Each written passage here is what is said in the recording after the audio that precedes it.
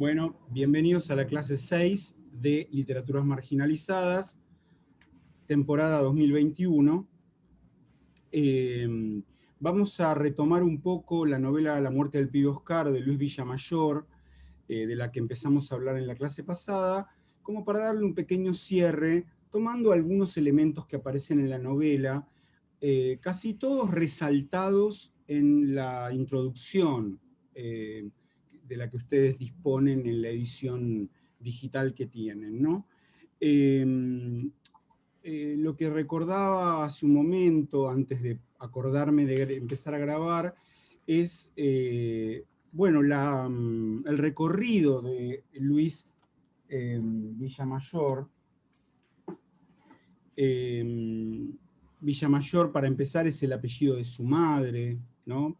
Así que ya ahí hay algo raro, porque su apellido del padre lo pone como si fuera un nombre de pila y no como un apellido. Y su recorrido a lo largo de todas unas décadas por el sistema penitenciario, donde ingresó como guardiacárcel, luego de hacer tareas en el campo, de haber sido prefecto, de haber estado un tiempito en el ejército. Bueno, finalmente ingresó en el cuerpo de guardiacárceles y llegó a retirarse de ahí como teniente de guardiacárceles. En esa función estuvo por las principales prisiones de la época, trabajó en la prisión de Caseros, trabajó en la Penitenciaría Nacional de la Avenida Las Heras y, por supuesto, también en la legendaria y mítica cárcel del fin del mundo en Ushuaia. El interés de Villamayor, lo habíamos señalado la vez pasada, está puesto en la regeneración de los delincuentes, ¿no? Primero en la prevención del delito, pero no en la prevención desde el punto de vista de las víctimas, sino en la prevención, porque él dice que si la infancia se atendiera como corresponde, no habría delincuentes, ¿no? Si todos los niños tuvieran, bueno, o habría muchos menos, ¿no? Eso sería lo primero. Y lo segundo es, bueno, si dentro de la cárcel los delincuentes tuvieran efectivamente condiciones dignas como para regenerarse y aprendieran oficios y etcétera, etcétera, etcétera, también podrían salir, pueden haberse equivocado en su vida, haber cometido un delito, pero podrían salir como hombres limpios, decentes y qué sé yo. De hecho, el pibe Oscar habla en algún momento de la novela de eso, ¿no? Habla del enorme resentimiento que tiene por lo mal que lo pasó, sobre todo en el correccional de menores, y que no puede olvidar eso, que se convirtió en malo cuando naturalmente él no era así. Hay todo un interés por parte de Villamayor por construir esta figura de un héroe infame, ¿no? Y uso a propósito esa expresión que le inventó el novelista Jorge Fernández Díaz para su personaje Remil, un héroe infame. Por un lado un héroe, por otro lado indefendible, ¿no? Un criminal, un asesino, un ladrón, etc. Pero un héroe. Y en ese oxímoron se cifra el recorrido de una buena cantidad de personajes de la literatura argentina, de personajes varones de la literatura argentina. En alguna medida como un prólogo al ingreso del gran héroe infame de la literatura argentina, está Martín Fierro. Pero el verdadero héroe infame no es Martín Fierro, es Juan Moreira. Es el Moreira de Eduardo Gutiérrez, novela que Gutiérrez publicó por entregas en un diario, por entregas diarias en un periódico, entre diciembre de 1879 y enero de 1880. Eso se va a ligar con lo que vamos a hablar después, que es sobre la biblioteca criolla y sobre Lehmann Nietzsche. Lo cierto es que el pibe Oscar está tratado, hay un tratamiento literario por parte de Villamayor, en el que ubica a este personaje como alguien que ha errado el camino en todo caso, pero también en la línea de los héroes infames de Gutiérrez, porque Gutiérrez escribió Juan Moreira, pero después escribió Juan Cuello, Hormiga Negra, varios otros personajes de esa calaña, ¿no?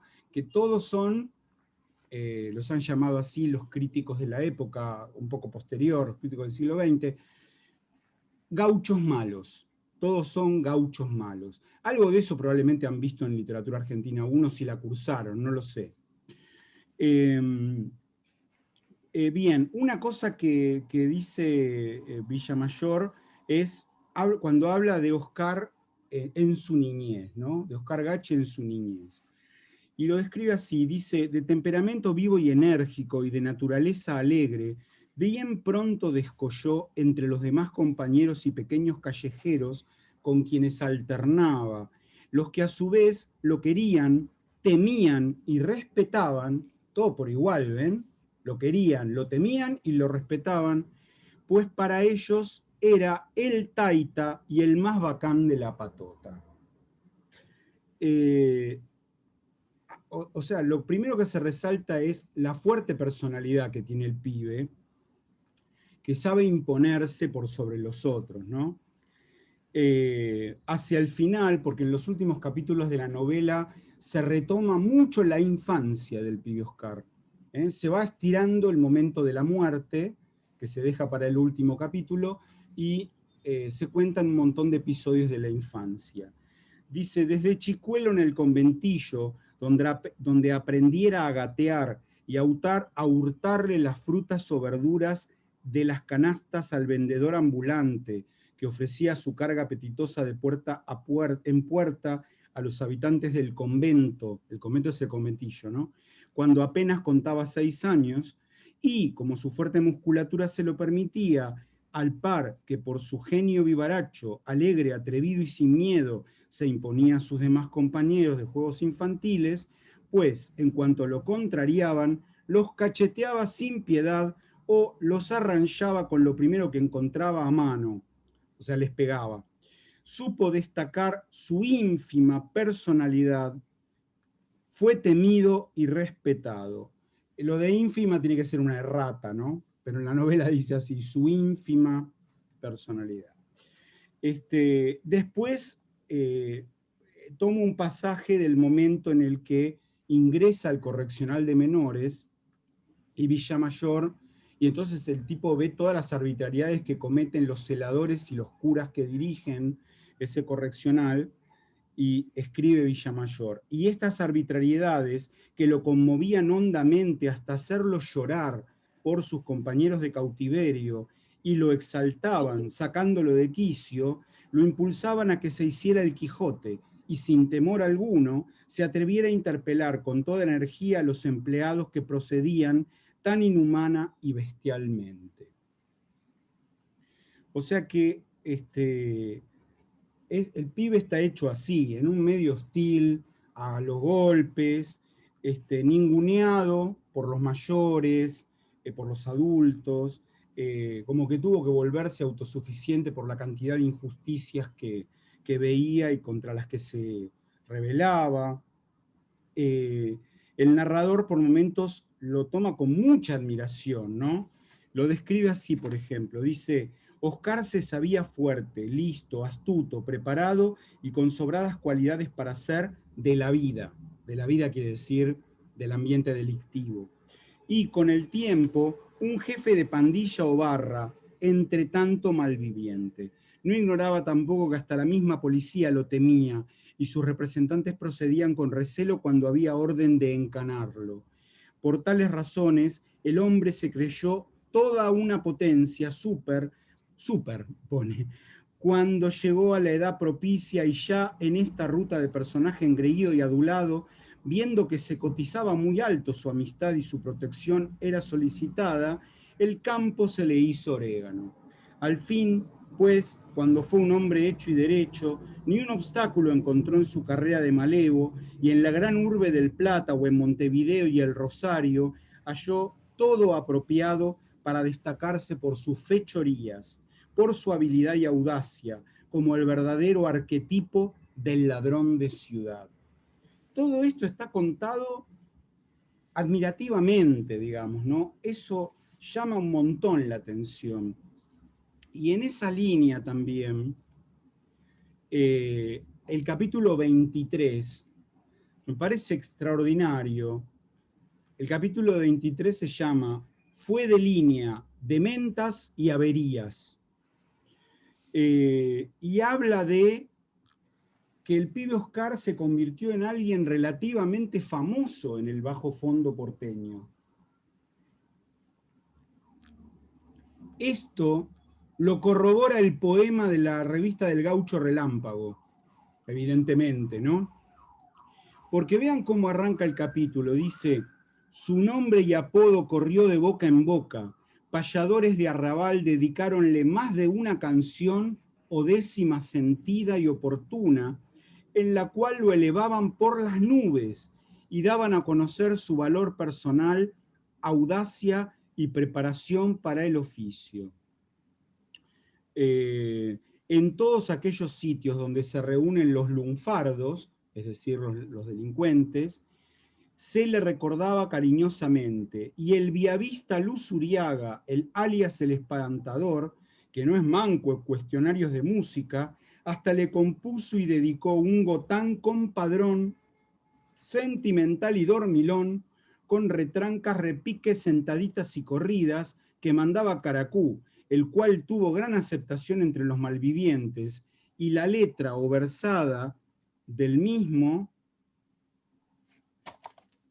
con la cual se hacía su apología de mozo diablo, faquero y metedor, era cantada por las taqueras del Giro o de los pesebres, o sea, por las prostitutas.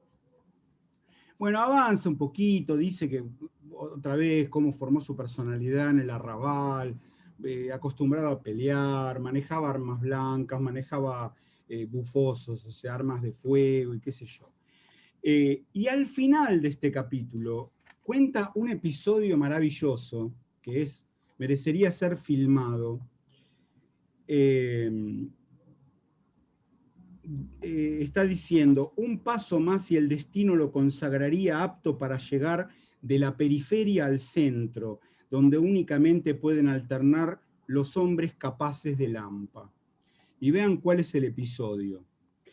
Y esto se dio en una noche en las romerías españolas de Villa Santa Rita. Villa Santa Rita es un barrio de Buenos Aires muy chiquitito, ¿no? Que queda por el lado de la cancha de Vélez, cerca de ahí, me parece. Se encontraba tangueando con una gallardina, o sea, con una española, con una gallega, que era sirvienta de una familia de Villa Crespo, con la cual iniciara sus primeros flirteos de tenorios. Como que andaba con 4 muchachos formando barra, los cuales se entretenían en verlo tanguear, o sea, bailar tango. Uno de ellos le gritó, armale la competencia a ese gil que anda a tu lado. El que había hablado se refería a otro bailarín que con Oscar también se hallaba tangueando. El aludido dejó de bailar. El pibe hizo lo mismo y como los dos estaban ya un poco enfarolados, o sea, copeteados, aceptaron el desafío. Muchos dejaron de bailar. Pará que se me cayó un libro. Muchos dejaron de bailar y les hicieron corral, o sea, les hicieron una ronda para verlos y juzgar la habilidad de cada uno. Tanguearon mucho.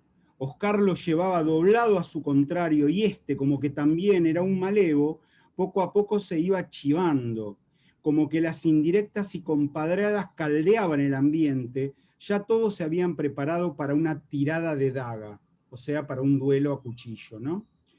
Que no estaba muy lejana. El pibe se largó a fondo en una corrida con doblete y para hacer más remarcada la derrota de su contrario, que ya no cortaba ni el agua, esa es una frase muy de la época, callate que vos no cortás ni el agua, ¿no? Como si uno con un cuchillo pudiera cortar un chorro de agua.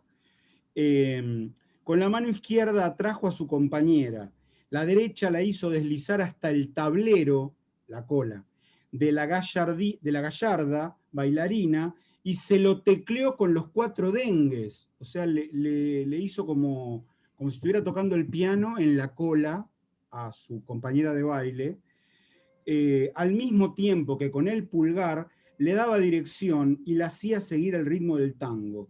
Y al pegar el esquinazo, dando así la media vuelta, hizo con toda limpieza el corte serrucho viejo número 606.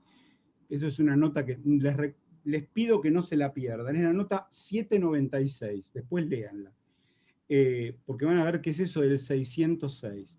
Lo que arrancó una salva de aplausos y mortificantes pullas para el vencido, el que ya bastante estufo, enojado, y creyendo que Oscar y su barra eran marroco comido, pan comido, peló una faca de bastantes dimensiones y se le vino al humo, no sin antes decirle de puro compadrón, y como se creía que la llevaba en fija, que pelara si tenía para que no fuera mugre, compadrón y Pascualetti. Bueno, y en el capítulo siguiente tiene lugar el duelo. No lo voy a leer ahora, pero tiene lugar el duelo y el pibe Oscar lo mata al tipo. ¿Eh? Es como su primer homicidio, por decir. Y eso ya le da una fama que hace que pueda ir al centro y que todo el mundo, cuando pasan por al lado, ahí va el pibe Oscar, o sea, toda la gente del delito, ¿no? Lo conoce.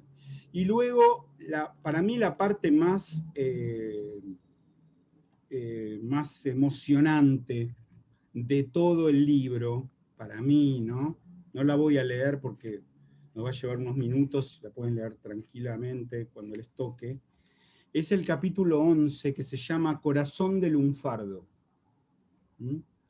Porque ahí el pibe Oscar tiene un acto de generosidad que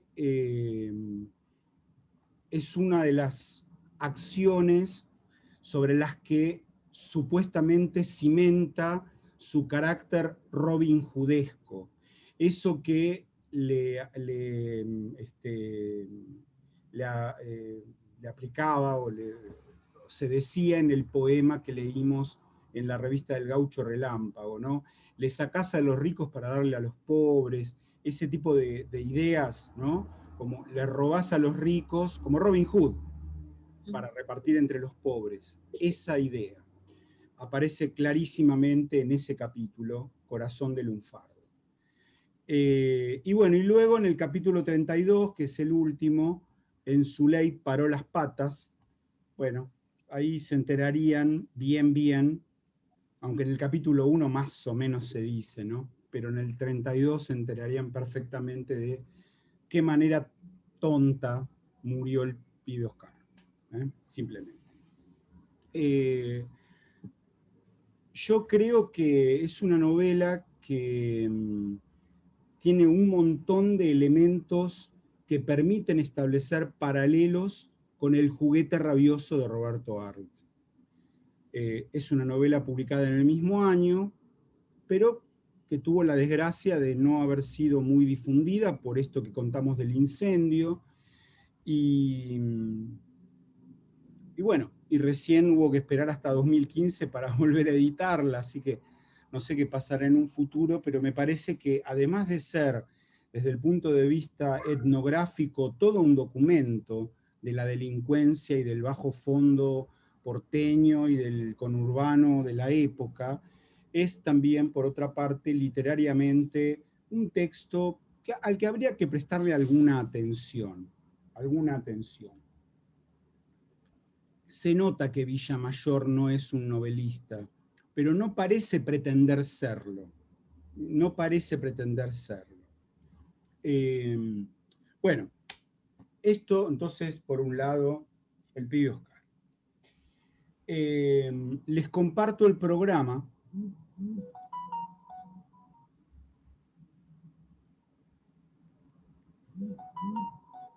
Que no lo encuentro. Espérate. Debería encontrarlo.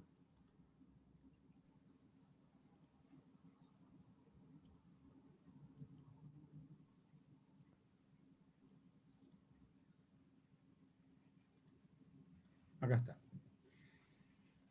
Para recordar un poco cómo sigue esto, ¿no? Bueno, vimos los puntos 1, 2 y 3, como más o menos se había prometido, y ahora nos toca hablar de la Biblioteca Criolla y de un libro publicado en 1923 llamado Textos eróticos del Río de la Plata. Lo que une a estas dos cosas es una persona,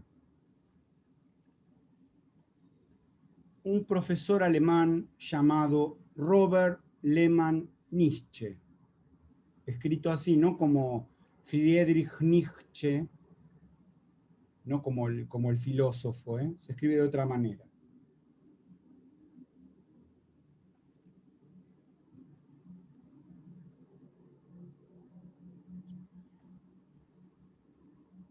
Es un momento en la Universidad Argentina en la que se requería para crear nuevas carreras y sobre todo para dictar ciertas cátedras, traer profesores del exterior.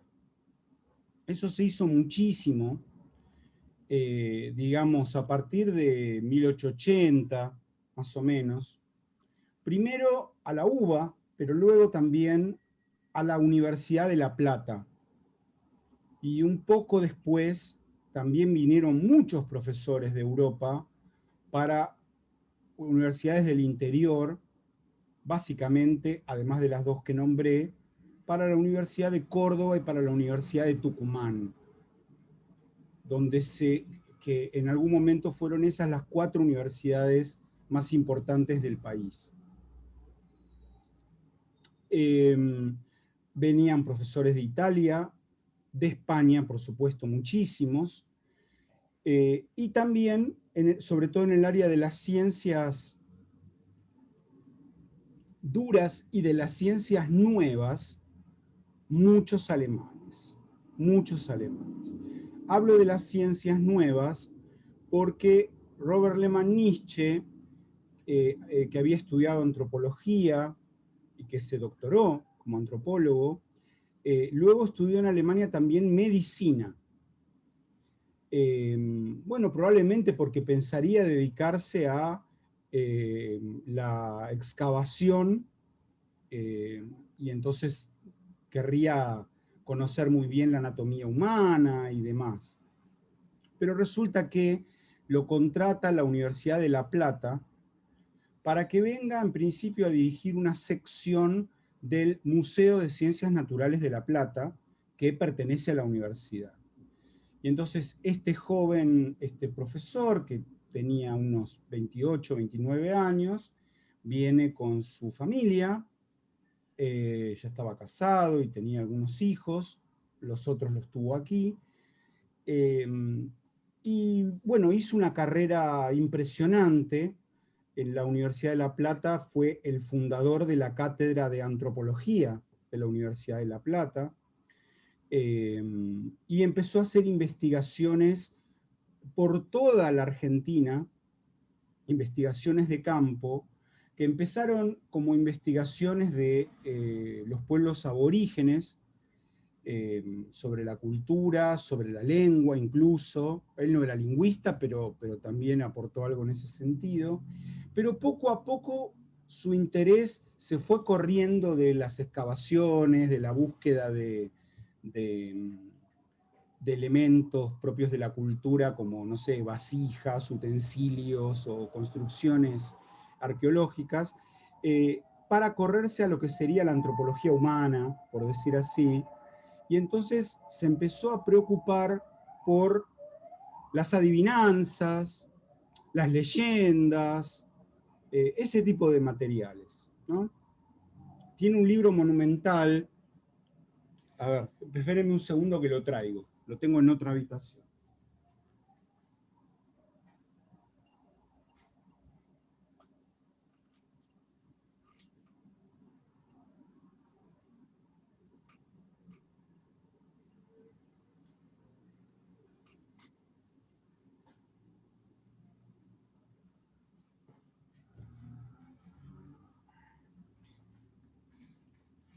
El libro monumental es este, editado en 1910, o sea, en el año del centenario.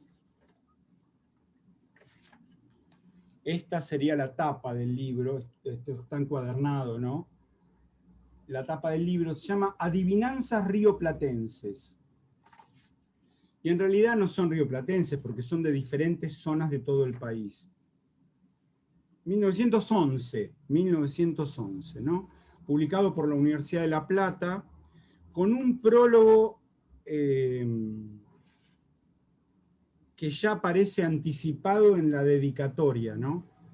Dice, al pueblo argentino de 2010. Vean eso, ¿no? Interesantísimo.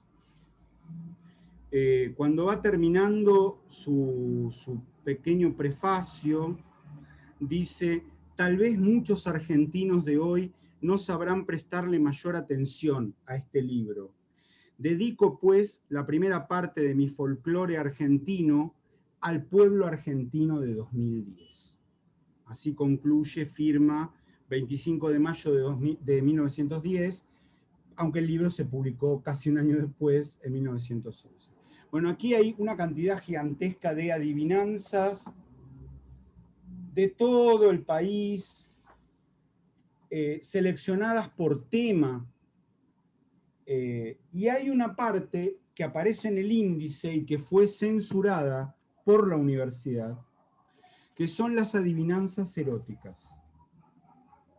Bueno, se ve que eso no le permitieron, no sé qué, aparece en el índice con algún tipo de indicación, que no me acuerdo exactamente ahora cuál era, para...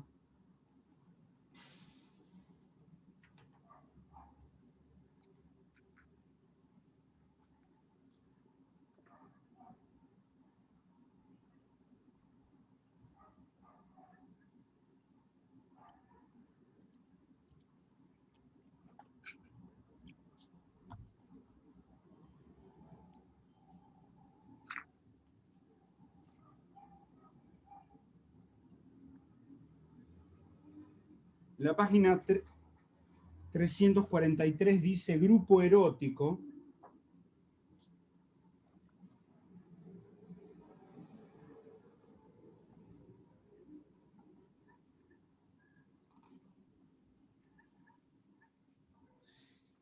Y solamente dice suprimido. Acá chiquitito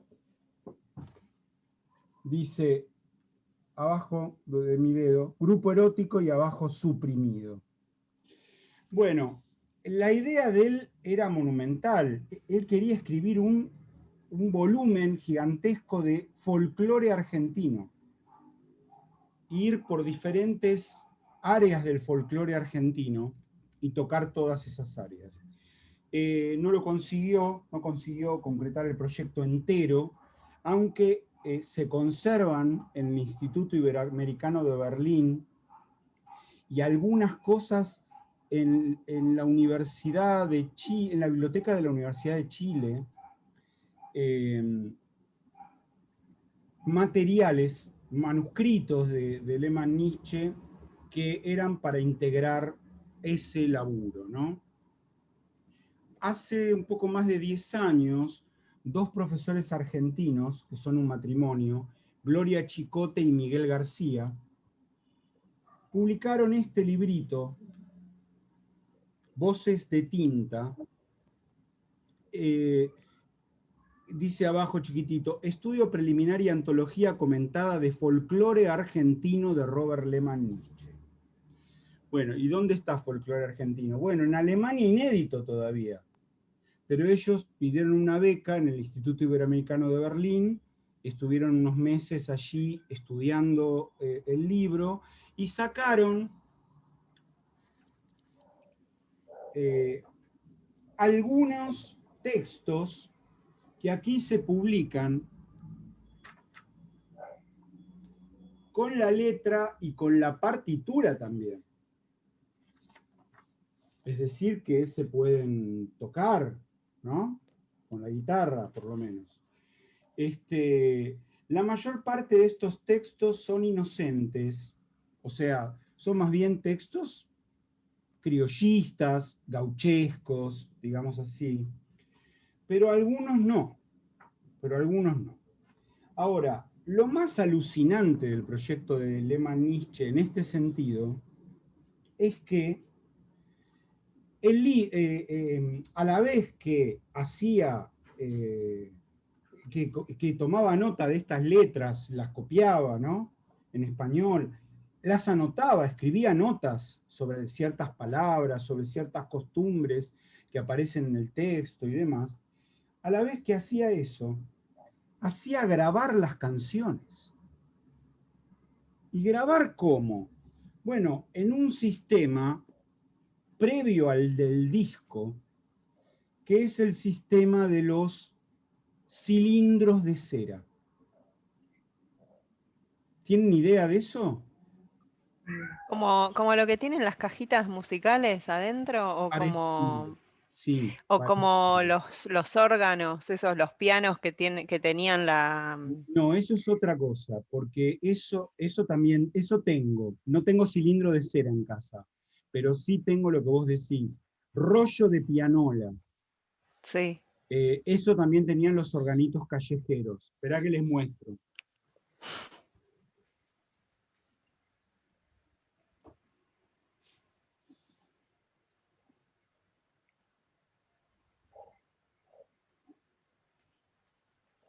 El rollo de pianola es esto. ah. Aquí tiene el nombre. ¿Sabes qué, Oscar? Como estás compartiendo pantalla, se ve todo muy chiquito lo que mostrás. Perdón, disculpen, disculpa, perdón. Ahora Ahí. mejor. Sí, sí. Bueno, eso es el tango que tocaría este rollo. Está un poquito Qué rotito, bueno. todo. Pero bueno, este rollo se ponía en la pianola, se enganchaba acá en las puntas Sí, y se va desenrollando adentro de la pianola. ¿Y qué tiene? Agujeritos, es genial. agujeritos como las tarjetas de computadora de la Sí, década del 50 y del 60. Bueno, los agujeritos, eh, por un sistema donde están los agujeritos, se hacía sonar cierta tecla y la pianola toca sola. Es una cosa mágica, ¿eh? Yo lo vi en sí. directo, en varias pianolas distintas, y vos no podés creer, ¿no? Porque además las Es teclas genial. de la pianola se mueven la tecla, como si estuviera Muy tocando bueno. invisible, ¿no? Bueno, pero no, no era eso. A ver, vamos a buscar, párate, para mostrarles bien.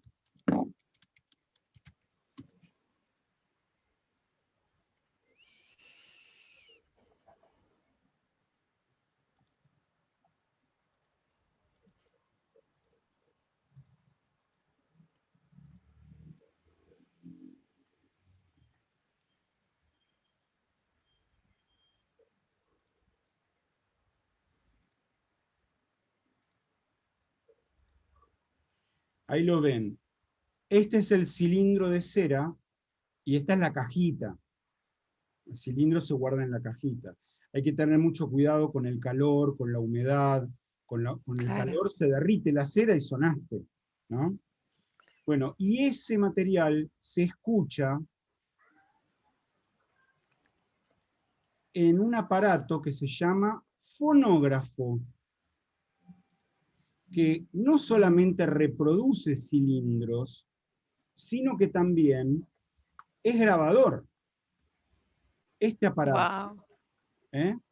Que se llama fonógrafo, lo inventó Edison, en 1898. Hay después de un montón de marcas y qué sé yo.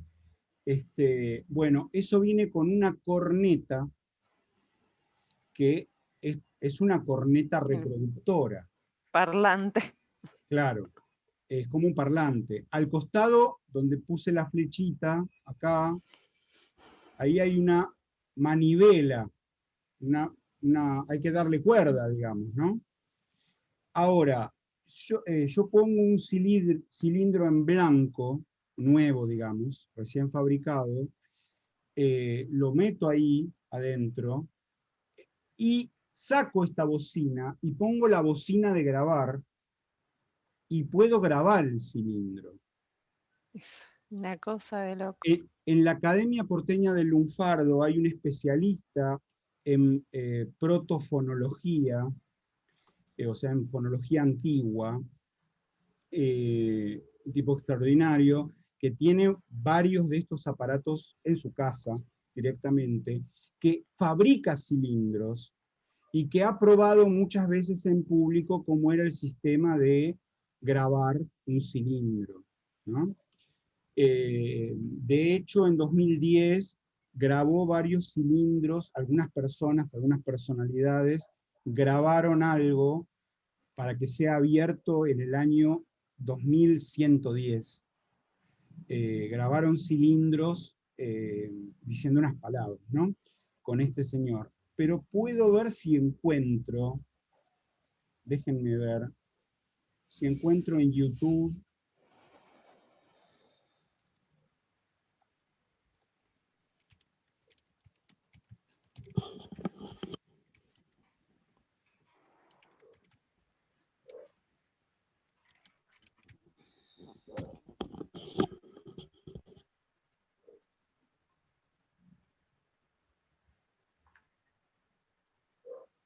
No, no lo estoy encontrando, sí.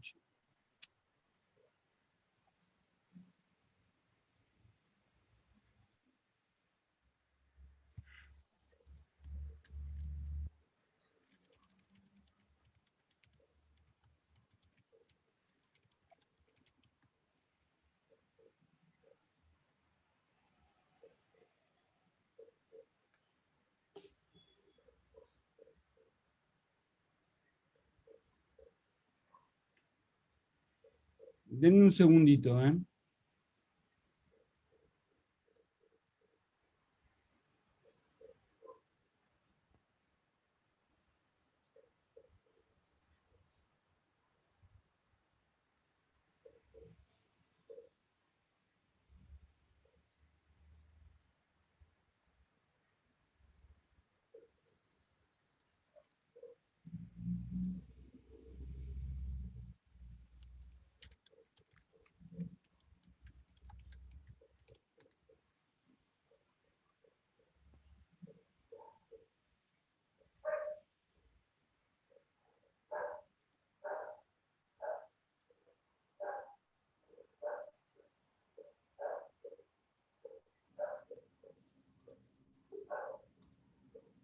Encontré una cosa que dura un minuto que lo hizo en la Academia del Lunfardo.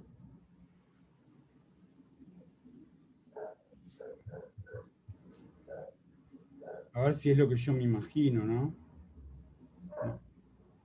No tenés volumen, Oscar.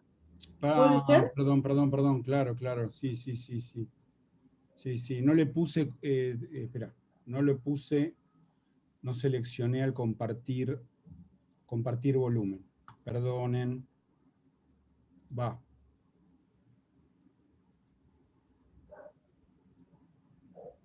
Ahí está el cilindro. Lo pone.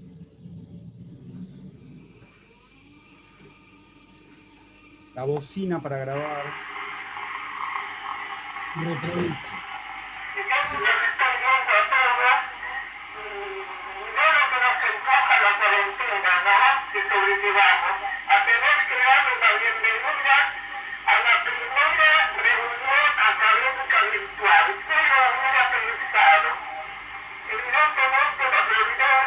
La presidenta de la Academia Porteña del Lunfardo dándonos la bienvenida a través del aparato. La primera sesión.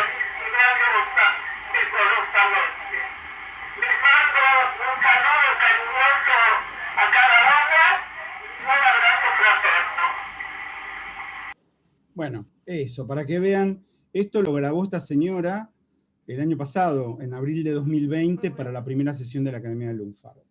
Bueno, entonces, junto con este material cantable, que recopila y que le interesa un montón a Lehmann Nietzsche, Chicote y García agregan un CD, de manera que se pueden escuchar algunas de esas, o sea, todas las canciones seleccionadas por ellos están en el CD, se pueden escuchar. Pero aclaran en el estudio preliminar que esto es una partecita de todo el folclore argentino de Lehmann Nietzsche, que es mucho más el material que existe. Y está un poco desparramado, porque varios de los cilindros de Lehmann Nietzsche, no sé cómo ni por qué, están en Venezuela, en una biblioteca de Venezuela, no sé si es la Biblioteca Nacional de Caracas, no sé. Están en Venezuela porque hubo mucha gente investigando la canción rioplatense y concretamente los orígenes del tango en Venezuela en algún momento, hace 30 o 40 años, y lo hicieron en base también a una parte de ese material.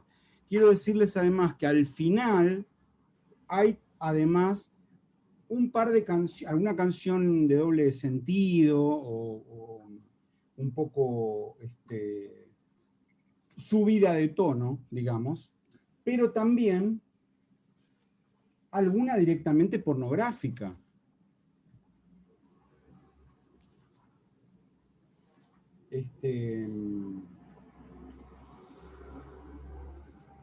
Bueno, no sé si vale la pena escuchar, si quieren escuchar algo de esto, pero bueno, sepan que esto existe, es un material que está disponible y eventualmente lo puedo compartir si a alguien le interesa ir por acá en algún momento de su carrera académica, ¿eh? No solo como estudiantes de la materia o de la carrera, sino después. ¿Hasta acá vamos bien?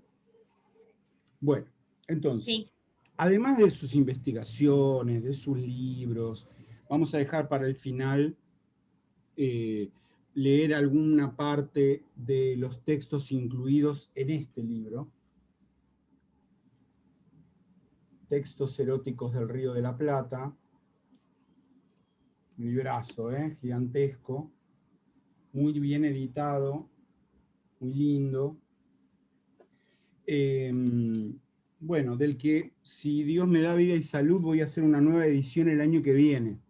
Vamos a ver cómo funciona eso. Con agregado de notas, con un nuevo estudio preliminar y demás. Antes de entrar ahí, hablemos de otra cosa maravillosa que, sin saber o sabiendo justamente, hizo Lehmann Nietzsche por nosotros. Resulta que en el medio de esa producción monstruosa editorial que empezó alrededor de 1870, no solo la cantidad de diarios se multiplicaron, sino que además empezaron a aparecer un montón de revistas. Revistas que las primeras duraban pocos números, estaban hechas de manera muy poco cuidadosa, quiero decir, hasta llegar a lo que se fue perfeccionando con Caras y Caretas en 1897, con Fray Mocho en 1903, con Pebete, que es de esa época también. Bueno, unas revistas ilustradas que han durado décadas, ¿no? Todas ellas. Y la producción editorial de revistas argentinas, Laura lo sabe muy bien, ha investigado ese archivo muchísimo, es gigantesca, gigantesca, difícil de abarcar y súper interesante. Ahí hay tesoros ocultos que los investigadores de la literatura argentina ignoramos mayormente, ¿no? Bueno, yo digo, de la literatura, de la cultura argentina y hasta de la historia argentina, ¿no? Pero antes de eso, hubo una época en la que proliferó cierto tipo de literatura que era más bien una literatura de folleto. Una literatura de folleto. Una variante de lo que en la España del siglo XVI se llamó literatura de cordel.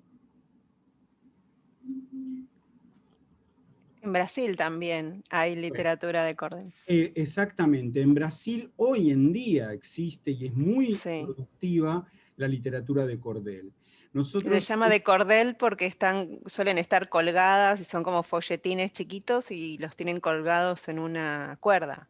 exactamente, exactamente, o son cartoncitos doblados y en el Sí, medio hay una soguita, digamos, sí. ¿no? Bueno, de eso, ya, o sea, vuelvo a algo que mencionó Laura en la clase 1. Laura estuvo hablando de nuestro ídolo, de alguna manera, ¿no? El gran Saraiva, Arnoldo Saraiva, profesor portugués, que entre tantas cosas que estuvo investigando y estudiando, Saraiva vive, decimos. Hay una editorial, es la editorial Saraiva En en Portugal. Brasil, No, sí, no, no, pero en Brasil. pero él es portugués. No creo que sea el dueño de la editorial Saraiva de Brasil, ¿eh? No, tal vez le hayan puesto el nombre. No lo sé. Quiero decir que Laura, ¿puedo decir una infidencia, Laura, de tu relación con Saraiva? En este rubro sí, en este rubro sí. En este rubro, sí. Laura se Bueno, manda sí, en este mails rubro con sí. Saraiva. Sí, sí, con Saraiva Se manda mails con Saraiva, ¿no? Es un profesor que debe estar por los 90 años, ¿no? Bueno. Y bueno, y bueno. Está bien. Sí, no, pero para hablar, por supuesto, de estos temas. Bueno, sí, Saraiva también investigó la Pues no, literatura. pero ¿puedo agregar algo? Sí. Puedo agregar una cosa curiosa, no retomé el contacto con Saraiva, pero hay una coincidencia increíble y es que me contó que estaba investigando el freestyle. No, Es lo que se dedicaba a no. estudiar ahora. O sea, resonancia total, sí. O sea, con un afán de estar puesto con los pies, así una coincidencia absoluta con su par acá, el Tremendo. Río de la Plata. No, ¿qué voy a hacer su par? Yo soy su modestísimo y inimaginado para él discípulo, ¿no? Bueno, Saraiva habla de eso, de la literatura de cordel brasileña, entre otras cosas. Igual, la literatura de cordel en toda Europa fue súper productiva, pero estamos hablando de los siglos XIV, XV, XVI, XVII. En España es algo que se fue perdiendo, pero todavía hay muchos críticos y muchos estudiosos del tema del libro que hablan de los famosos, en España, ¿no? Romances de ciego, ¿no? También. O cantos también. Claro, eran ciegos que recitaban o cantaban Sí. romances, es decir, versos octosílabos, tiradas de versos octosílabos, que contaban historias, y esos romances que ellos cantaban, los vendían. Era literatura de cordel, ¿no? Estamos hablando de ese tipo de material. Yo les voy a mostrar 3 ejemplos ao vivo, ¿no? Todo lo vivo que puede ser por Zoom, de cómo era eso o qué era eso, ¿no? Por ejemplo, tenemos esto. Las glorias de Andrés Cepeda. Bueno, Cepeda era un poeta, pero además de ser un poeta, era un delincuente. Y se pasó más de la mitad de su vida preso, pobre. Un tipo bastante amigo de Gardel. Gardel le musicalizó algunos poemas camperos a Saraiva. Perdón, a Cepeda, perdón. Y Cepeda tiene unos poemas así, más bien criollistas, camperos y todo. Es difícil de conseguir su material, porque bueno, esto es algo publicado en 1900, ni lo dice, a ver. Claro, esto es reedición, ¿no? 1939. Pero Cepeda murió en la década del 10. Entonces hay que pensar en folletos de este tipo en 1905, en 1907, 1915. Folletito, como una cosa que se vendía en kioscos, que los vendían, los canillitas que te vendían el diario tenían siempre folletos para vender, en algunas ferias se podía vender. De todo eso habla, porque tiene un capítulo sobre la biblioteca criolla en su maravilloso libro, de todo eso habla Prieto, en un material que es de lectura obligatoria para ustedes, bibliografía obligatoria, habla de la biblioteca criolla de Lehmann Nietzsche. Él se detiene en lo que es la mayoría de la biblioteca criolla de Lehmann Nietzsche, que es una colección de estos folletos. Lehmann Nietzsche dejó al morir una colección de 950 folletos. No todos son argentinos, una parte son chilenos, peruanos, bolivianos y algunos incluso españoles, pero la enorme mayoría son argentinos, publicados o en Buenos Aires o en Rosario. La mayoría, y es a lo que se dedica Prieto en su trabajito, en su capítulo, el libro se llama El discurso criollista, ¿no? Estaba mirando por si lo tenía por acá el libro, pero no lo veo. No lo estoy viendo. Bueno. Bueno, no quiero perder tiempo con eso. Pero sí les puedo compartir, eso sí lo puedo hacer.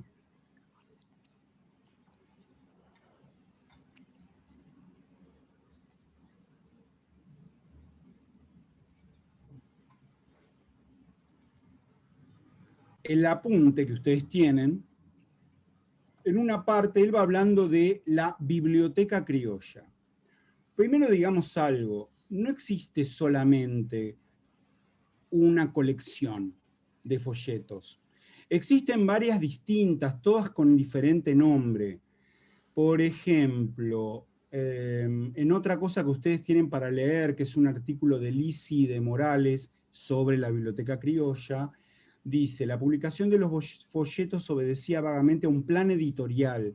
A este respecto, los editores crearon series o colecciones que iban aumentando y que bautizaron con nombres como Biblioteca Gauchesca, Biblioteca Criolla, Biblioteca Alegre, Biblioteca Poética, Colección de los Crímenes de los Frailes, Colección de Décimas Argentinas, Colección Lecturas del Pueblo, etcétera, etcétera, etcétera.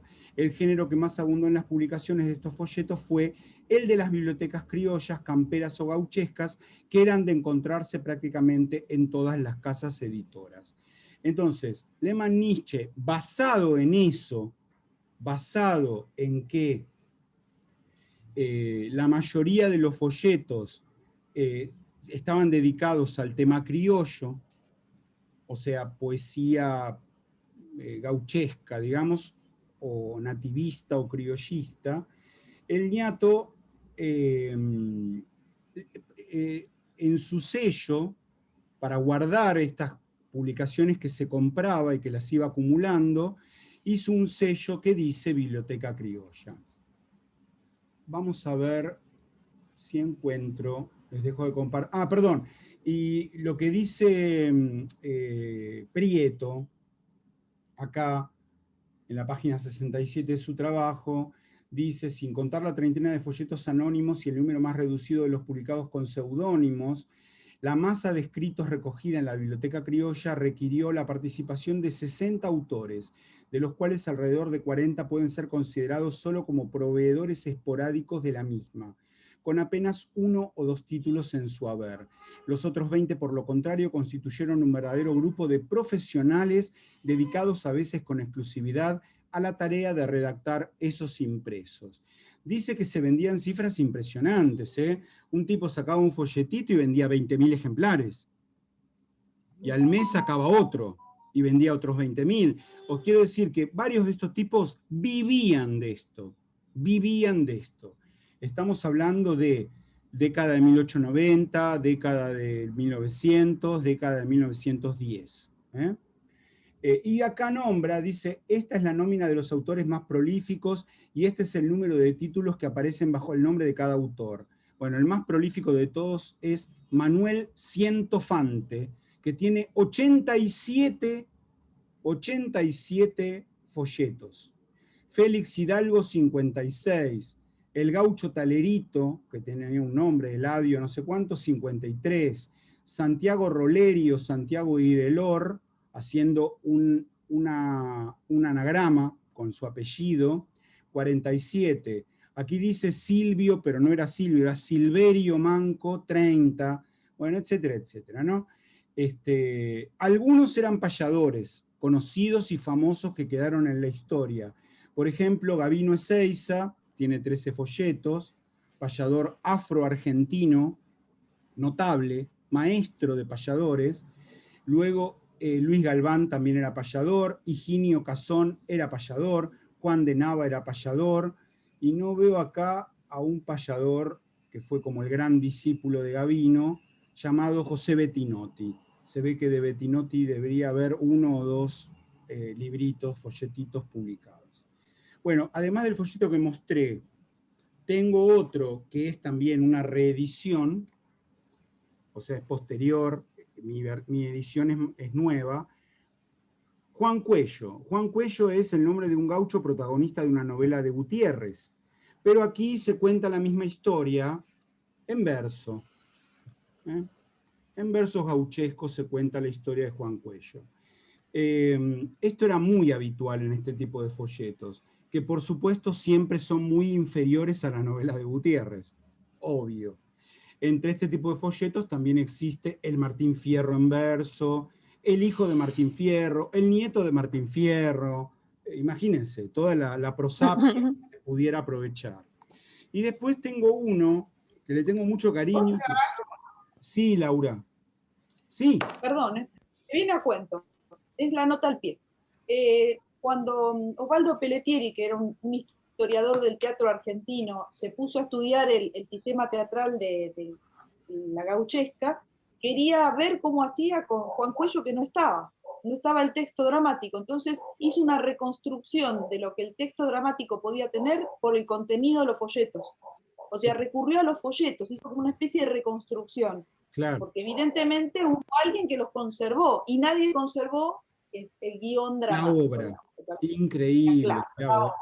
Digo esto porque, digamos, por inferencias y justamente porque hay alguien como Lehmann-Nix que pudo conservar ciertas cosas. O sea, hay gente que conserva ese material. Entonces, gracias a eso se puede reconstruir la parte de historia que no tiene documentos, digamos. Claro. Ni las obras, ¿no? Claro. Era eso. Absolutamente. Bueno, el último que tengo para mostrar lo compré hace 3 años en Rosario. ¿Por qué cómo lo compré? Sí, es una reedición de una reedición de una reedición, pero igual es viejo, debe tener 70 años el que tengo yo. Pero para que vean otra onda de los folletos, ¿no? Esto está editado por Alfonso Longo, el gran editor de folletos de Rosario. Aquí en Buenos Aires había uno muy importante llamado Andrés Pérez, que es el que publicó el librito de Andrés Cepeda.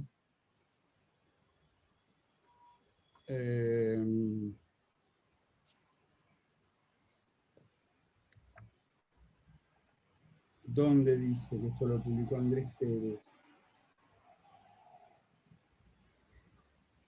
Bueno, lo estaba viendo hoy, no me encuentro. Bueno, esto está publicado por Longo. Mirá, Infamias de una madre, poema en verso. ¿No? Bueno, imagínate. ¿De qué clase de madre estamos hablando? Mirá la niñata ahí en el dibujo, lo que parece, ¿no? Bueno, este es el tipo de material del que estamos hablando. Entre ese tipo de material hay una cosa que a mí me encanta, pero bueno, no hay tiempo para entrar mucho en eso, pero simplemente quiero decirles que es una obrita que se llama, lo escribo en el chat para que vean el nombre de la mujer, Los amores de Giacomina. Los amores de Giacomina. Si ustedes buscan en internet van a encontrar el texto reproducido más de una vez. El texto fue publicado anónimamente en el diario El Liberal en el año 1886, pero luego se hicieron un montón de publicaciones en forma de folletito.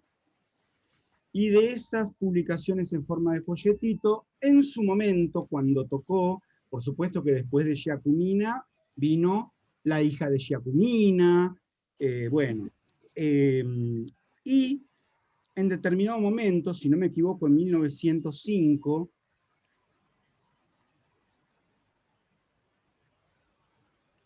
Agustín Fontanella escribió el sainete Los amores de Giacomina.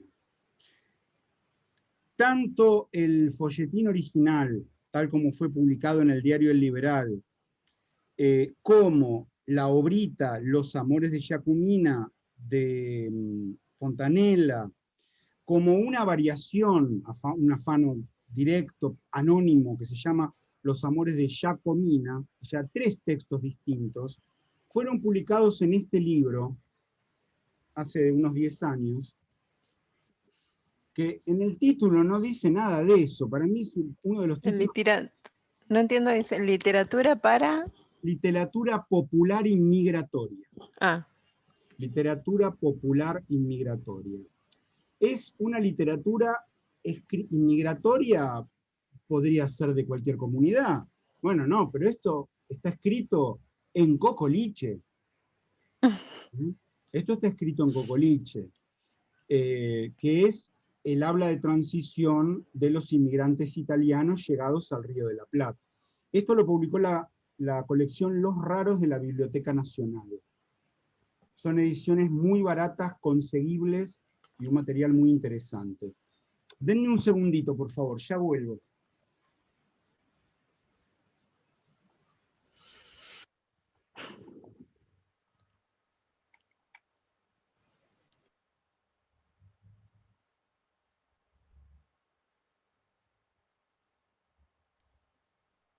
¿Están haciendo una lista de libros que se van a comprar cuando se liberen las condiciones de circulación? ¿O están cosechando mucho en PDF? ¿O recorren la web? ¿Qué hacen? Porque ahí hay mucho. Disculpa, me suena el teléfono. Sí, Dale, sí, atendé. yo sí estoy anotando. No me gusta mucho leer de PDF.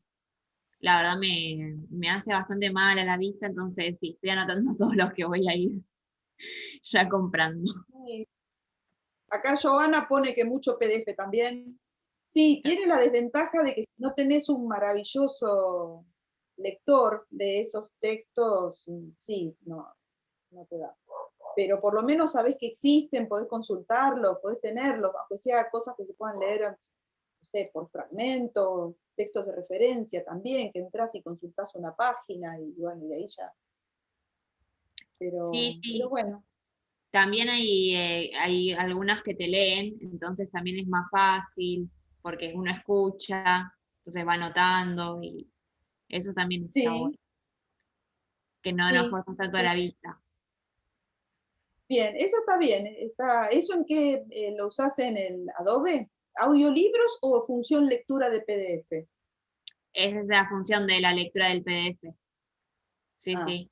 Que va leyendo y voy ahí escuchando, entonces también a veces leo, porque si no me hace bastante mal. Pero ¿Y es sí. buena la lectura? ¿Es de buena calidad la lectura que se hace de los textos? Porque nunca usé esa. Más o menos, más o menos. Lee absolutamente todo, entonces capaz que te lee, claro, es robótica y te lee absolutamente todo, el número de página, todo. No discrimina, Pero, no discrimina. claro, claro. Ahí sí se complica un poco, pero bueno. Mira vos.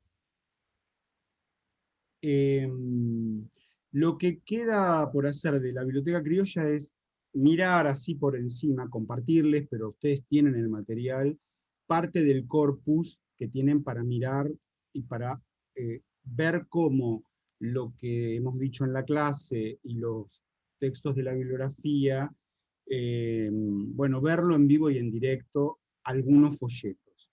Esos folletos fueron bajados de la página del Instituto Iberoamericano de Berlín. Se puede bajar los PDFs de lo que vos quieras, de lo que hay ahí. Hay mucho para bajar, hay muchas cosas muy interesantes. Y bueno, lo que voy a hacer ahora es compartir algunos para que veamos alguna característica y nos divirtamos con eso.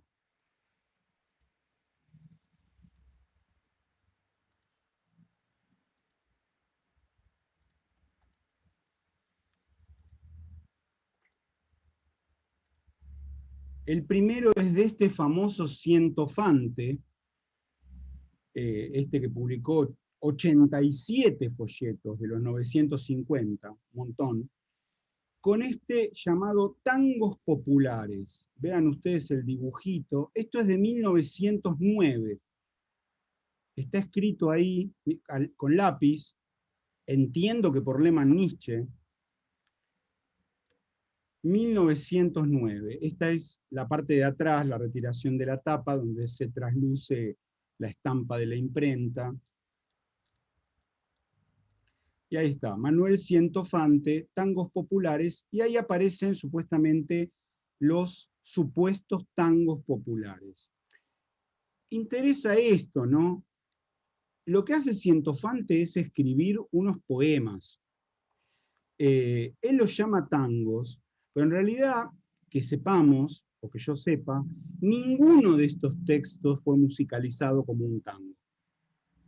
Pero es lo que alguien como él, un poeta popular, pensó que podía estar bien para ese momento, que es un momento de gestación del tango cantado. Fíjense que hay algunas cuestiones que tienen que ver con la actualidad, pero con la actualidad así muy... La huelga de inquilinos. La huelga de inquilinos fue una huelga que hicieron los inquilinos de los conventillos, que empezó en Buenos Aires, en un conventillo de La Boca, y se extendió a todo el país. Inquilinos que dejaron de pagar los alquileres en los conventillos en Buenos Aires, Rosario, Mendoza, Córdoba, un montón de ciudades del interior del país. Bueno, la cosa terminó, por supuesto, bastante mal, con represión policial, con algún muerto, en fin. Pero bueno, él escribe un poema sobre eso. Luego escribe un poema llamado El Morocho, que ¿qué es? Y bueno, una especie de parodia del tango La Morocha, de Villoldo. Yo soy la morocha, la más agraciada. Bueno, habría que ver el tango El Morocho que dice, ¿no? El tango que dice los 50, ¿a qué se refiere? Bueno, a un tango que también había escrito Villoldo, y yo no sé si antes o después que este, salió una ordenanza policial según la cual si un hombre le decía un piropo a una mujer y un policía lo escuchaba, lo veía, le aplicaban una multa de 50 pesos. Era un montón, 50 pesos. Era un buen sueldo de un mes en ese momento. Así que era un montón de guita.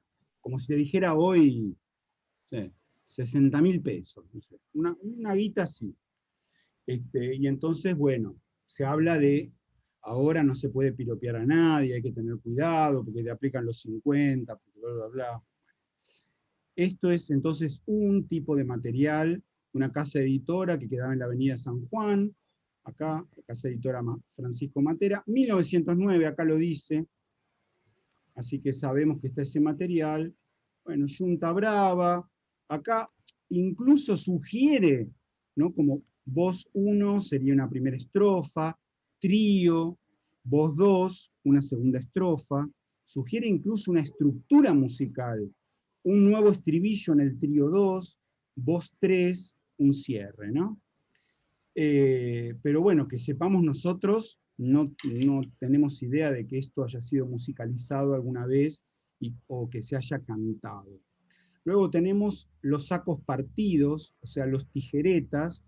Bueno, ¿a quiénes se refieren? A los tipos que usaban jaquet, a los chetos de la época, que se vestían con jaquet, y que iban, por ejemplo, al Colón con jaquet, o a un restaurante muy bueno a cenar, con galera y jaquet, Y bueno, lo llamaban los tijeretas por el corte que tiene el jaquet en la parte corte de del atrás, ¿no? saco. Bueno, los conventillos, crisis de progreso, próximo debacle, el inquilino y el propietario. Tango, Crisis con C. ¿cómo? Que crisis con C, digo. Y bueno, pero en estos folletos eso es lo menos que van a encontrar. En el pibe Oscar también todo está lleno de errores de ortografía, Sí, ¿eh? Mozo con S. sí, ¿Sí? sí, sí, Y, sí. bueno, entonces acá canta, no, pero mirá, todavía más, vean esto, ¿no? Sobre esto volveremos un poco. Algo dijimos ya sobre las Sí, contralecturas, ¿no? sí, que canta con tangos, o sea, sobre la música de otro tango. Exactamente, o de la canción, en este caso es un tango, ¿no? Este tango y el que sigue se deben entonar con la misma música, la de la morocha. La morocha. Claro. Que uno tenga idea además de lo famoso que era el tango La Morocha, que es de 1905, y acá estamos en 1909 y todo el mundo lo tenía súper presente, ¿no? Entonces el inquilino canta, yo soy inquilino de su conventillo, no soy ningún pillo, bien sabe patrón, que estoy sin dinero, que estoy sin trabajo, que estoy sin trabajo, tenga compasión. Estos puntos así normalmente Canta significan, muy bien. bueno, muchas gracias. Estos puntos así separados suelen significar que se debe repetir el verso anterior. Ah, Quiere decir eso, ¿eh? Bueno, bueno, y habla con el patrón quiere cobrar, el inquilino le dice que no tiene plata. Acá El tenés el morocho. morocho. Yo El soy el morocho. morocho de mirar ardiente, que en su alma siente deseos de amar. Soy el más humilde y el más malo a veces, y el más malo a veces, si lo hacen rabiar. Soy el morocho argentino, es tal cual, ¿no? Porque ella Es dice, con el mismo soy la tango, morocha claro. argentina, bueno, qué sé yo. Este es un tipo de material que uno puede encontrar en la biblioteca criolla. Vamos a ver otro ahora. Composiciones de un señor desconocido, pero bueno, era un payador eh, rosarino, o que vivía en Rosario por lo menos, Antonio Passarelli. ¿Eh? Biblioteca Rosarina, composiciones hechas por el popular trovador argentino Antonio Passarelli. Imagínate con ese apellido. Mirá la cara, era un tano total, era un tanito el tipo, ¿no? Seguramente hijo de italianos, y él argentino, pero bueno. Y te dice, muchos folletos dicen, con la canción tal, o con el tango tal, y eso te aparece en la última página o en la contratapa, ¿no? Vean que la editorial es Longo y Argento, la misma editorial del folletito que yo compré, Longo. ¿Eh? Este era el sello de Lehmann Nietzsche, personal, y ven que él pone R. Lehmann Nietzsche, Biblioteca Criolla, él lo sella como Biblioteca Criolla, aunque este folleto no es de la Biblioteca Criolla, es de una... Biblioteca Rosarina. Claro, exacto. Pero él a todos lo llama Biblioteca Criolla. Y bueno, y ahí viene Passarelli, actualidad, a mi querido primo señor Elías Alfonsín, bueno, y habla de la crisis, de los problemas. Muchos tienen una orientación anarquista o socialista, hay composiciones de ese tenor, siempre en defensa del obrero, del pobre, del campesino. Hay mucho material de ese tipo aquí, ¿eh? Y este es el sello del Iberoamericano de Berlín, cosa que si yo publico un libro y saco una foto de esto, va a aparecer el sello como que eso yo se lo afané o le pedí permiso, digamos, que es lo que haría al Iberoamericano, ¿no? Mi oscuro tapado, a mi amigo el cantor José Muñiz. Bueno, acá no hay nada raro que a mí me interese, ¿no? No hay lunfardo, no hay cocoliche, está todo escrito en un español correcto, poesía berretex, poesía, bueno, no muy buena, pero no importa, ¿eh? Es todo un documento de la época, un supuesto vals, ausencia, ¿no? Bueno, ¿qué hay acá? Estamos en tiempos en que los poetas más importantes argentinos eran, no sé, Enrique Banch, por ahí en otra línea alguien que venía con cierto prestigio, Almafuerte, en una línea más popular, Evaristo Carriego. ¿Eh? Entonces, mirá la primera estrofa de Ausencia. Qué triste separación he tenido que sufrir, es fuerte para recibir porque sufre el corazón. El corazón no miente porque dicta la verdad, la fuerza de voluntad lo hace al hombre consciente. Bueno, malísimo, la pifia en la métrica, ¿no? Pero bueno, pasamos a otro. De otro tenor, una cosa un poco diferente, de otro tenor. Se llama El cuento del tío. Lo escribe Ramón Aguirre el Matrero. Ramón Aguirre también aparentemente era un payador, tiene bastantes folletos hechos. Bueno, a tío le falta un acento, ¿no? ¿Tienen idea? El cuentero engañando a Lotario. Para que se vea claramente, también publicado por Longo. Bueno, y los engaños son diversos. Todos se resumen a el cuento del tío, que en general suele ser, mire, sabe que falleció un tío mío, que me dejó una fortuna, me dejó una herencia muy grande. Uy, no me digas, sí, sí. Y entonces yo tengo que ir a buscar la herencia, pero para ir a buscar la herencia necesito un dinero, porque tengo que sacar el pasaje en tren, tengo que pagarme el hotel, y tengo que contratar un abogado, pero si usted confía en mí, porque si usted me puede prestar la plata, bueno, un verso recontra bien armado, ¿no? Y los tipos le terminaban dando plata porque el otro supuestamente al cobrar la herencia le iba a traer una parte de la herencia. Bueno, mentiras de ese tipo. Otras mucho más sofisticadas, con un fajo de, o sea, pasa un tipo, se le cae supuestamente un fajo de dinero. En realidad solo hay un billete verdadero arriba y un billete verdadero abajo. En el medio es papel de diario recortado, ¿no? Todo está atado con una gomita elástica, y entonces ven un fajo de dinero, y lo ven dos tipos, ¿no? Uy, ¿qué hacemos con esto? Uno está arreglado con el cuentero, digamos, y otro, o sea, uno es el cuentero, mejor dicho, después va a aparecer un cómplice, y el otro es la víctima, ¿no?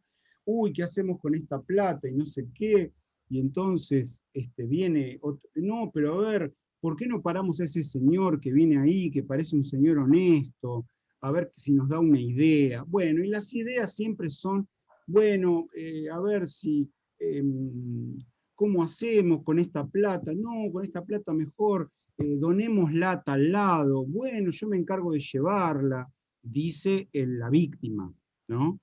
Porque lo que el tipo quiere es quedarse con el fajo de guita. Bueno, pero entonces yo lo acompaño, no, porque si usted me da una garantía, ¿usted tiene plata acá? Sí, sí, yo tengo, bueno, deme, a ver cuánto tiene, qué sé yo, ponele la guita de hoy, y 4.000 pesos, bueno, aunque sea deme los 4.000 pesos como una reserva de que usted después va a volver hizo la donación, bueno, cosas recontra sofisticadas de todos tipos, está el cuento del tío, el cuento del hermano, el cuento de la madre, bueno, hay un montón, ¿no? Solo que acá Ramón Aguirre lo cuenta en verso, ¿no? ¿O no? A ver, el nuevo cuento de las esterlinas y los incautos. Bueno, el cuento del tío, célebre en épocas no lejanas, es sustituido hoy por el de las esterlinas, de la hermana extraviada y el del billete. El billete de lotería, ese es otro. Un billete de lotería adulterado que resulta que el tipo te lleva a la casa de lotería y ganó ese número. Claro, pero él lo adulteró, no es el verdadero. Uy, tengo este billete, pero resulta que yo necesito dinero porque no sé qué. ¿Pero cuánto es el premio?, le dice la víctima. No, el premio es, como si te dijera, 10 millones. Pero yo necesito un dinero para moverme, porque si no, no voy a poder ir a cobrar el premio. No, yo lo cobro por usted. Bueno, pero no sé usted cuánto tiene. No, yo tengo 50.000 pesos acá. Bueno, déme los 50.000 pesos, yo voy a hacer mi trámite, usted cobra el billete, y después repartimos la mitad para cada uno, porque lo encontramos en la calle juntos. Bueno, todos unos versos de ese tenor, de ese tipo, ¿no? El cuentero con el dinero de los otarios, el cuento de las esterlinas en verso. Caminando el otro día por la calle de Sarmiento, al llegar al 1800, me detuvo un gran señor. Diga, joven, ¿usted sabe dónde cambiar esterlinas? Yo soy cabo de marina y me haría un gran favor. Bueno, es una casa de cambio, bueno, etcétera, etcétera, ¿no? La hermana extraviada, otro verso. El cuento del billete. Bueno, pero todo en verso, ¿ven? Los vividores en el mercado central de la ciudad de Rosario. Bueno, etc. Este es otro tipo de material que había ahí. Otro es esto, o sea, noticias sangrientas. Esto está compitiendo ya directamente con los diarios de la tarde, con alguna revista policial como la Sherlock Holmes, incluso, donde vimos fotos y dibujos de asesinados, gente que le cortaron la cabeza, etcétera, etcétera, ¿no? Se llama La mujer que hace matar al marido de 44 puñaladas. Bueno, acá hay por supuesto un dibujo. Con el tango La Coqueta. Esto también es de Rosario, de Longo. Con el tango La Coqueta. Bueno, estas son propagandas de otros folletos. Barajitas de amor, juego muy ameno, la milagrosa epístola di Papa Leone IV, mandata da un angelo al re Carlo Imperatore. El que lleva encima la epístola va acompañado de toda clase de suerte y felicidad, a 20 centavos. El reglamento de las carreras, las reglas del mus, las reglas del truco. Bueno, todo eso en la librería americana de Longo. Y después tenés El crimen de la calle Gallo, un crimen muy famoso en Buenos Aires. Bueno, te cuentan en verso el crimen. Está la fecha acá, el 19 de julio, bueno, no sé de qué año fue esto. Detalles completos del asesinato. Y en prosa te cuentan. En la primera hora de la mañana de ayer se ha desarrollado en la ciudad de Buenos Aires uno de esos crímenes cobardes y alevosos que producen verdadera indignación. Se trata del asesinato del señor Carlos Livingston, argentino de 46 años de edad, casado, quien fue muerto a puñaladas en su propio domicilio situado en la calle Gallo, 1680. Bueno, y acá te cuenta todo lo que pasó, pero primero te lo contó en versito. La pesquisa, toda la investigación, en un folleto. La gente que hacía con esto, lo leía y lo tiraba. Bien. Vamos a ver otro, diferente.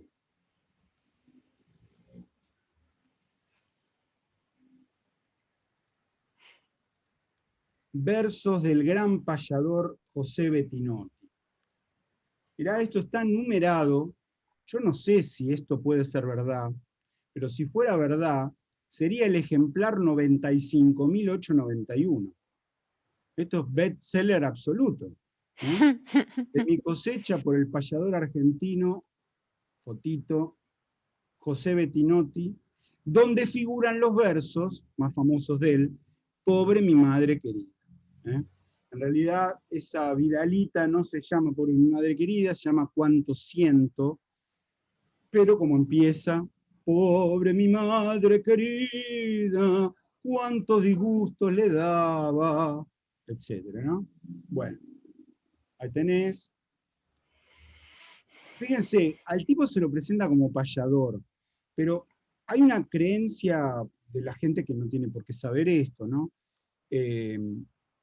La creencia es que el payador solo se dedica a la improvisación, como vimos, antecedente del freestyle, ¿no?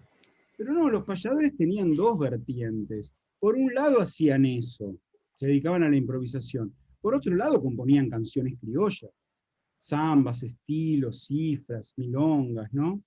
Bueno, lo que hay acá, 1912, Bettinotti murió en esa década, un poco después, creo que en el año 19 o 18. Bueno, señor Andrés Pérez, le escribe Andrés Pérez, el editor el dueño de los que, o sea, el que publicaba los folletos, ¿no? Le escribe este hombre Rodríguez porque le manda una composición del popular Bettinotti. Esta composición, Cuánto siento, conocida por Pobre mi madre querida, ha sido publicada por Bettinotti en los libros tal, tal, tal. Bueno.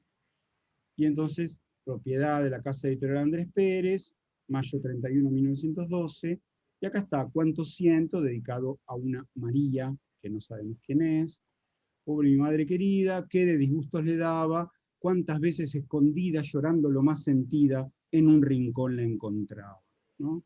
El típico tópico, luego tanguero, de la madre que sufre por el hijo, que no le salió derecho, o que por lo menos no es afectuoso con ella, no la va a visitar, se fue del barrio y no volvió nunca más, etc., ¿no?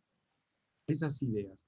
Y luego otras, Canción de Paz, Confraternidad Chileno-Argentina, también a comienzos del siglo XX hubo quilombos de límites con Chile, y un eventual problema por una guerra con Chile, lo que volvió a suceder en 1981, siendo Papa ahí Juan Pablo II.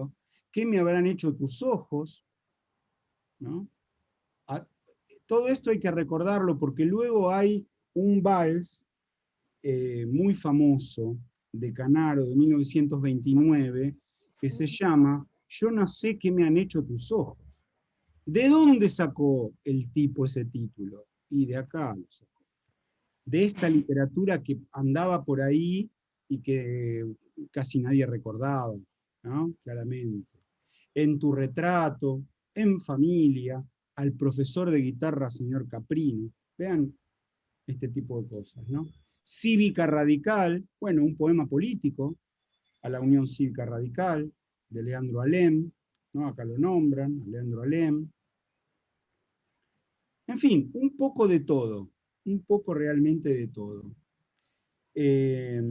Dos cositas más tengo para mostrar. No, bueno, esto ya, no, una cosita más, pero ya nos hace entrar en el último tema de la clase, cuando faltan 15 minutos. Creo que va a estar bien porque les voy a compartir unos poemas que los tienen en el corpus, que son una partecita de la edición original, la edición alemana, de Textos eróticos del Río de la Plata, con algunos poemas.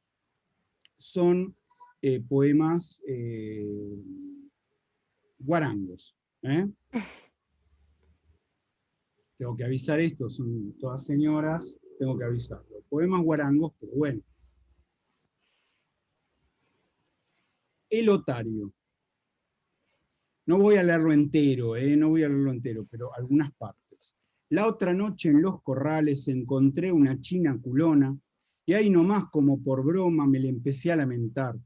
Entré a llorarle la carta y ahí nomás le formé un cuento, porque le había visto vento y la quería yacar, la quería afanar, robar, ¿no? Pero me había equivocado, era una mina cabrera, más reversa que una fiera que le queman el pajal, y como yo me pasara más de lo que es necesario, se largó con un rosario muy difícil de rezar. Empezó con que tenía un bacán muy a la burda, que ella no era una turra que le pudieran yacar. Me dijo, ¿piensa afilarme con un cuento tan fulero? Soy mina de un canfinflero, o sea, de un proxeneta, y lo he de hacer encanar. Bueno, bla, bla, bla, bla, bla. ¿Cómo termina? La mina le afana la billetera a él. Por eso se llama el otario, ¿no? El tonto, quiere decir en un fardo de eso. Toda una larga historia, ¿no? Últimas dos estrofas. Así ya lo ven, señores, ¿quién se lo imaginaría? Que el otario que tenía yo mismo tenía que ser. Yo creí bien hecho mi cuento y ella me filó primero, largándome tan fulero como ustedes ya lo ven. Esto servirá de ejemplo al que sea caloteador. Busque otro medio mejor cuando pretenda afanar, no le pase lo que a mí me pasó hace poco tiempo, que la marroca, la cadena del reloj, y el vento me hicieron por calotear. Me robaron, ¿no? Bueno, luego otro es El baile en lo de Tranquelli. Estas cosas son anónimas, no hay un autor. Y el mérito de Lehmann-Nietzsche es haberlas compilado, haberlas puesto todas juntas en un libro, que tiene toda una historia interesante.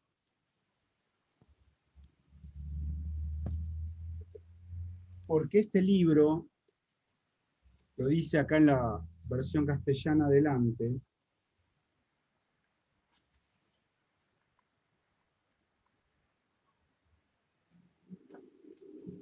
acá tenemos a Lehmann, mirá cómo te miraba Lehmann, te miraba así, te caías de culo, ¿no? Bueno.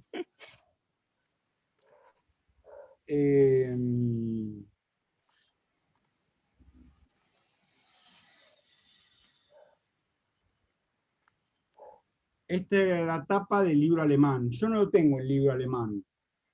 Lo tiene un amigo mío. Yo lo tengo fotografiado, digamos. Pero me interesa que vean algo, por favor.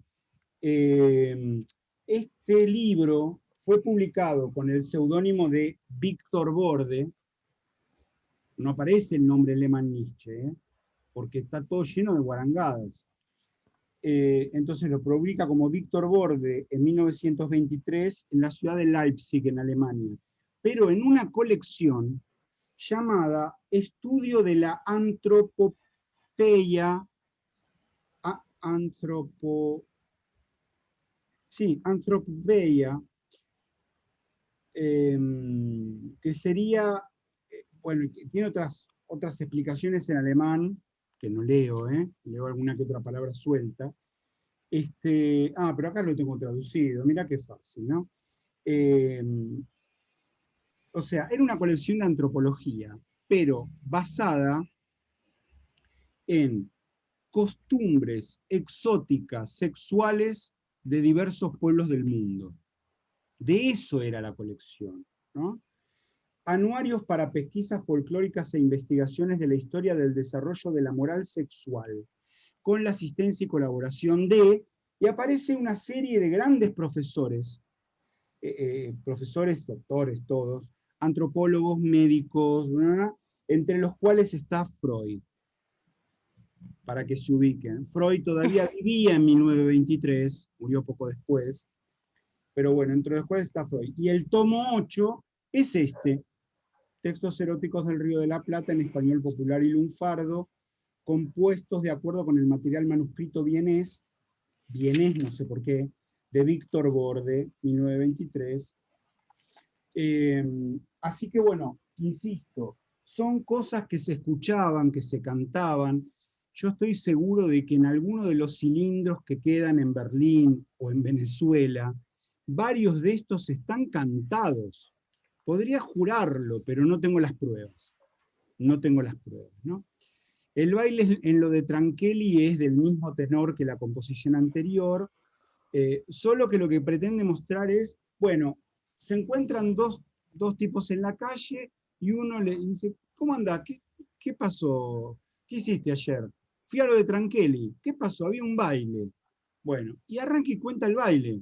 Y todos los personajes, las cosas que hace, las cosas que dijo cada uno.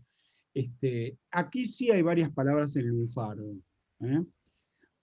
Arranca así: anoche en lo de Tranquelli bailé con la voladora, y estaba la parda Flora, que en cuanto me vio estriló, se enojó, que una vez en los corrales era la zona de los llamados corrales viejos en Parque Patricios, actualmente, en un cafetín que estaba, le tuve que dar la viaba porque se me reversó.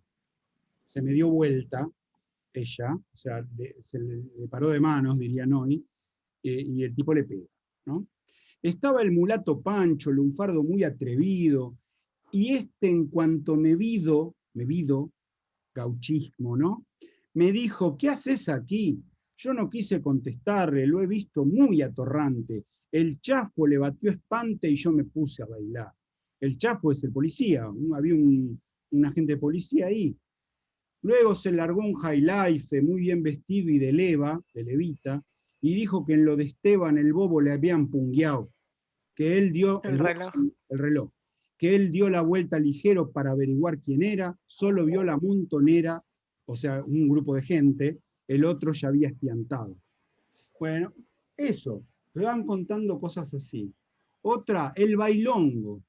Bueno, la otra noche concurrí allá en un rincón del norte, un bailecito con corte del cual tuve invitación. El que en festejo del santo lo da una cierta lora, una lora es una prostituta, ¿no? De la cual reservo ahora su nombre por precaución. Resultaba que había baile en el bulín de esta lora, una regular cartona que en otro tiempo giró, o sea, laburaba en la calle. Está como retirada la señora porque ya es grande. Pero a causa del vicio, pero que a causa del vicio y de su mala cabeza fue perdiendo la belleza que la natura le dio. Bueno, etcétera, etcétera, qué sé yo. Es largo este. Después tenés chamullando. Retacona deidad de mis amores, mina la burda, dueña de mi vida, no niegues a tu viejo los primores de tu alma, ni las latas, mi querida. Bueno, ¿qué son las latas? Esperen que les voy a mostrar.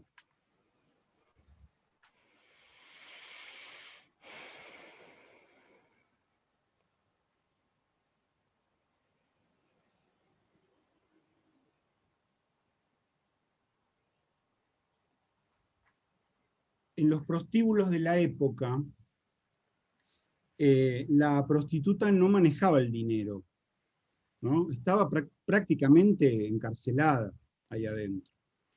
Y si no era un prostíbulo grande, que tuviera todas, que las trajo de Polonia o de saber de dónde, si era un prostíbulo más o menos berretón, de medio pelo, digamos, cada canfinflero o cada cafillo traía a su prostituta a laburar ahí. Y eh, los lunes se pagaba lo que había ganado la prostituta, el porcentaje que le correspondía a la prostituta. El cliente pagaba en el prostíbulo y le daban una ficha, esto no es una original, por supuesto, pero una moneda, un cospel, una lata. A esto se llaman las latas, ¿no? Entonces, la chica juntaba las latas toda la semana y el lunes se las daba a su canfinflero, a su cafillo, que supuestamente las sacaba a pasear. A veces por ahí le compraba un vestido, no sé. Y, y el tipo cobraba todas las latas, o sea, del dueño del prostíbulo, de la dueña, cobraba las latas y se quedaba con la plata de él. Ay, Por no. eso el tipo le dice, no me prives, no niegues a tu viejo los primores de tu alma, ni las latas. Bueno, fundamentalmente lo que al tipo le interesa es esto, ¿no? Bueno, horroroso, ¿no? Ya ves mi alma, que yo te campaneo y te chamullo siempre, noche y día. No puedo apolillar si no te veo ni morfar cuando pienso que eres mía. Vos ya no te acordás de que ando pobre porque estás bien, el bagre no te pica, ni te falta el bullón. Yo empeñé el sobre, la cama, no obstante andar con una mina rica, que vendría a ser ella, que como es prostituta supuestamente gana mucha plata. Bueno, todo este tipo de material es el que está en el libro de Lemany. Además de estas cosas hay adivinanzas, hay una parte de... Hay relaciones también, ¿no? Relaciones de esas que en la televisión hacen boludeces con aro, aro, aro, Sí. ¿viste? Y dicen 4 versitos. Bueno, ese tipo de relaciones. Y luego están las adivinanzas.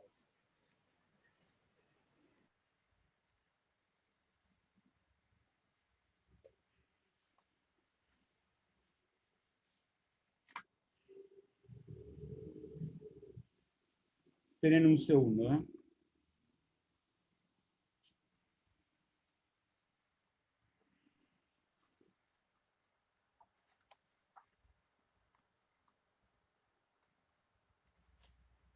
Estas son las notas.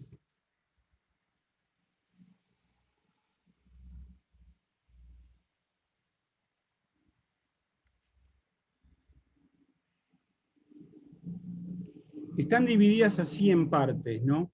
Primera parte, la adivinanza es inocente, la solución obscena. Entonces, por ejemplo,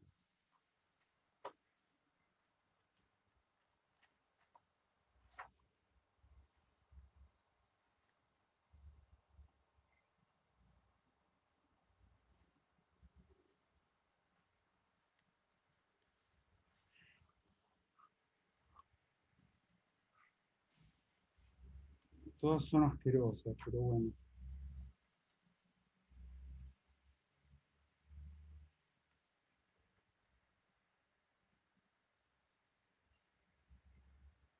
Bueno, ponele, no es tan graciosa, pero escopeta sin baqueta que nunca mató perdiz, que le apunta a los talones y le pega a la nariz. La respuesta es el pedo, ¿no? Bueno, y otras respuestas son el pene, la mierda, bueno, el sorete, qué sé yo, cosas así. Después hay, la adivinanza es obscena, la solución es inocente. Por ejemplo,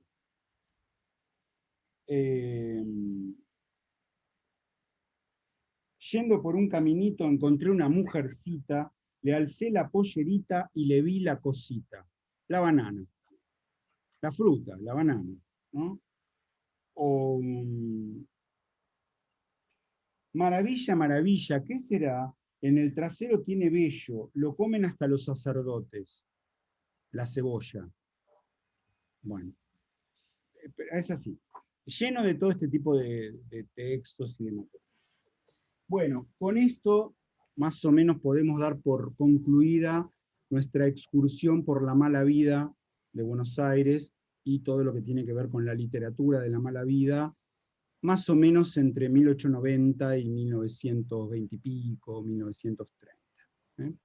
¿Alguna pregunta? Son las 8 en punto. ¿Alguna pregunta? ¿No? No, se entendía bastante bien. Bueno. Espero que haya sido ilustrativo las cosas que les mostré. No tengo cilindro ni fonógrafo, pero bueno, esas se las debo. No, muy bueno. Bueno, por mi parte, muy rico todo. Y nos vemos la semana que viene. La semana que viene Está bien. empezamos la unidad de tango. Bien. Bien, procuren ya al tener leído e ir leyendo todo lo que está faltando de esta unidad 3, y arrancamos con la unidad de tango, y esperamos instrucciones de Laura por el tema de los libros, y básicamente por más o menos cuándo haríamos la segunda parte de la novela de Nora Macciotti. Yo tengo que combinar con vos para el jueves. Bueno. El jueves que viene. Correcto.